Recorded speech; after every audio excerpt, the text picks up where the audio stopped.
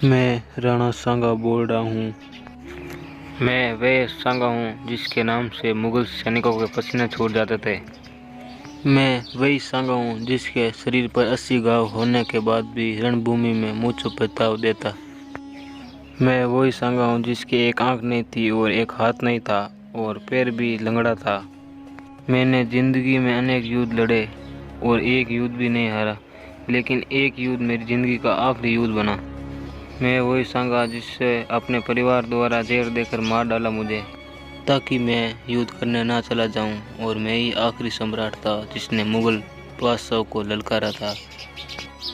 मैं ही वो राणा सांगा था जिसके दरबार में 7 राजा, 9 राव और 104 सरदार रहते थे।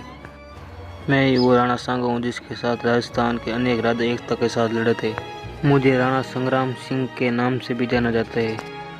मेरे पिता का नाम रायमल था और मेरे 2 और भाई थे जिनका नाम पृथ्वी और जयमल था। मेरे भाई पृथ्वी को प्लेइंग प्रिंस के नाम से भी जाना जाता था, क्योंकि वो इतनी तेज़ी से आक्रमण करता था कि अगले वाला समझ ही नहीं पाता था। उसने ही आक्रमण करके लल्ला खान को हराया था। सोलंकियों को अपना राज्य वापस कर वहाँ के राजकुमारी से विवाह किया और उसी के नाम पर अजमेर के किले का नाम तारागढ़ रखा गया। मैं अपनी बचपन की कहानी की ओर ले चलता हूँ। ज्योतिष ने भविष्यवाणी की कि भविष्य का राजा राणा सांगा बनेगा और राणा सांगा की तलवार की वार से दुश्मन कांपेंगे और इनकी आंखों के तेज डर और मूंछों के ताव से दुश्मन भाग खड़े होंगे। जहाँ भी तेरा भगवा ले रहेगा वहाँ आसपास शत्रु नहीं खड़ा रह पाएगा और तुम बहुत ही जल्द मेवाड़ का सम्राट बनेगा। राजा बना तब दिल्ली पर सिकंदर लोदी का शासन था और मैंने राजा बनते ही दिल्ली पर आक्रमण कर दिया।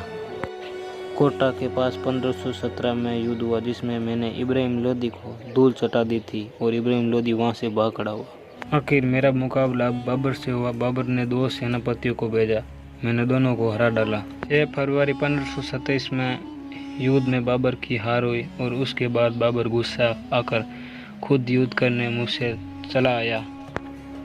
भरतपुर के खानवा मैदान में हमारी दोनों आमने सामने सेनाओं का मुकाबला हुआ, जिसमें हम भी तैयार थे और बाबर भी तैयार था। हमारे पास भी सैनिक थे। हमने राजस्थान के अनेक राजाओं को पत्र लिखा और सभी राजा मेरे पत्र देखकर युद्ध में पहुंच गए और उधर बाबर अपनी सेना लेकर तोपों के साथ खानवा के मैदान में आ डटा। इतिहास में तोपों का प्रयोग बाबर ने सबसे पहले किया था।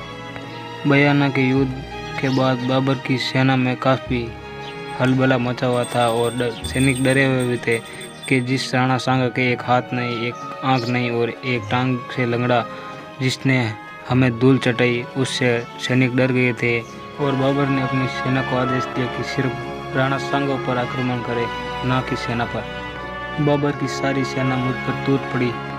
मेरे साथ लड़ रहा लोदी बाबर के साथ जा मिला और मेरे साथ विश्वासघात हुआ और इधर से एक तीर आकर मेरी आंख में लगा, जिसके कारण मैं युद्ध मैदान में नीचे गिर पड़ता हूँ और मेरी जगह सादड़ी के अजय लड़ते हैं और मेरी सेना में यह अफवाह फैल गई कि राणा सांगा इस युद्ध में मारा गया और मेरी सेना का मनोबल टूट गया और इस युद्ध में हमारी बुरी तरह हार हुई। मैं लक्ष्य पर अटल था कि चंदेरी को बचाया जाए बाबर से और मैं सेना लेकर बाबर से लड़ने चल पड़ा, लेकिन रास्ते में मुझे अपने परिजनों द्वारा जहर देकर खाने में मुझे मार डाला गया। उसके बाद मेरे शव को मेवाड़ लाया गया। मांडलगढ़ में मेरी छतरी बनाई गई। जब आप रेल मार्ग से गुजरते हो तो दूर से मेरी छतरी दिखती है आपको, और आज मेरी छतरी बुरी हालत में पहुंच गई है। भारत सरकार ने कभी अपने वीर योद्धाओं की तरफ ध्यान ही नहीं दिया। मेरे मरने के बाद मुझे 2 उपाधि दी गई, सैनिकों का भग्नवेश और हिंदूपद। परंतु मेरी मौत के बाद भी बाबर इतना डर गया कि उसने भविष्य में राजस्थान पर कभी आक्रमण नहीं किया।